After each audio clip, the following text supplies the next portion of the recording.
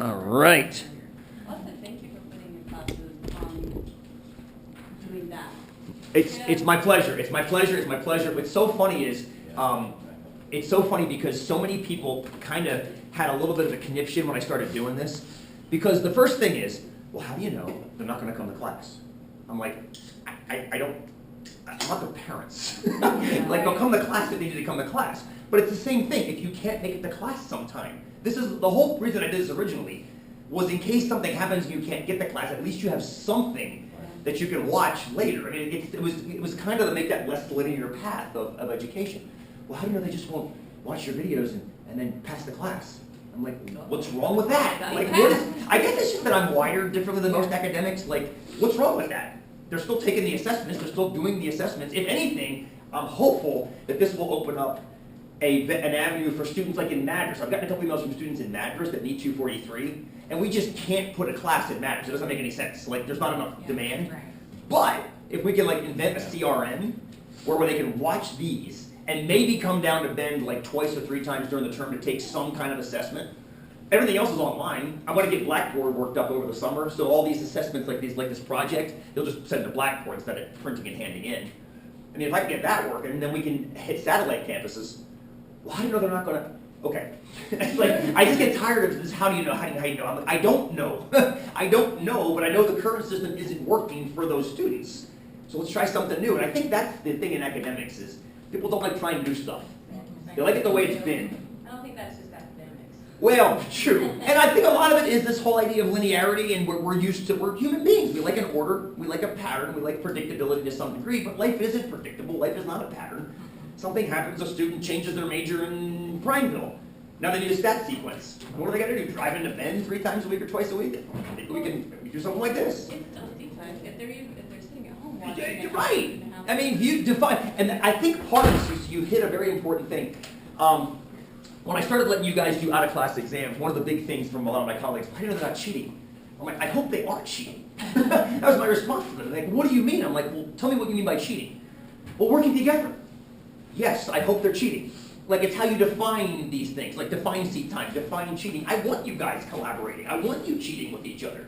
Kind of the about point. probabilities, like you said. Right, if right. 3 of you are coming up with the same answer, what's the likelihood you all are wrong? Exactly. If 3 of you are all agreeing with the result, the chance of all of you being wrong is essentially 0 at that point. It's a great thing. It's kind of how life works outside of classrooms.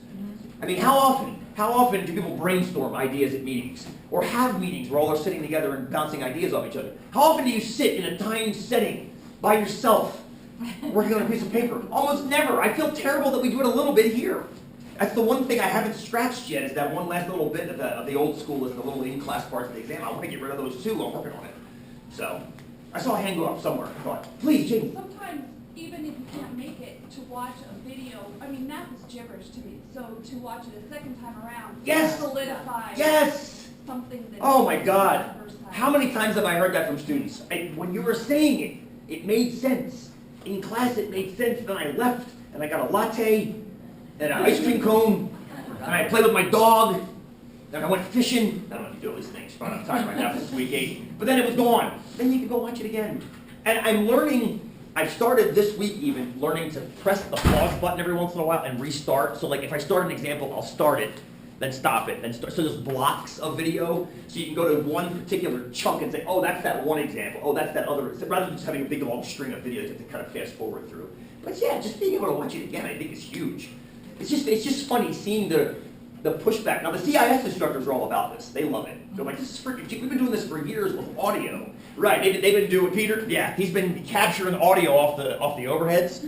With he has a microphone down and he captures what happens on the overhead projector. And logged into watching this And class. ask questions and stuff. yeah. Exactly. Oh, that's even. I would love to get to that point. I had this dream about 3 weeks ago or 4 weeks ago, where it was crazy. It was seriously, it was kind of cool. So I was in a room like this, but there were little iPads all the way back down the sides with individual students on them that could chime in and ask questions, and I'm like, that would be friggin' rad. I bet you can get a grant for that too. We had like an Apple logo somewhere in the room. I bet you we can get a grant for that. It was like the neatest, and they used to do it here. Distance learning. There would be a TV screen like I would be doing this, there's a camera like this somewhere, and that would then live broadcast out to satellite campuses.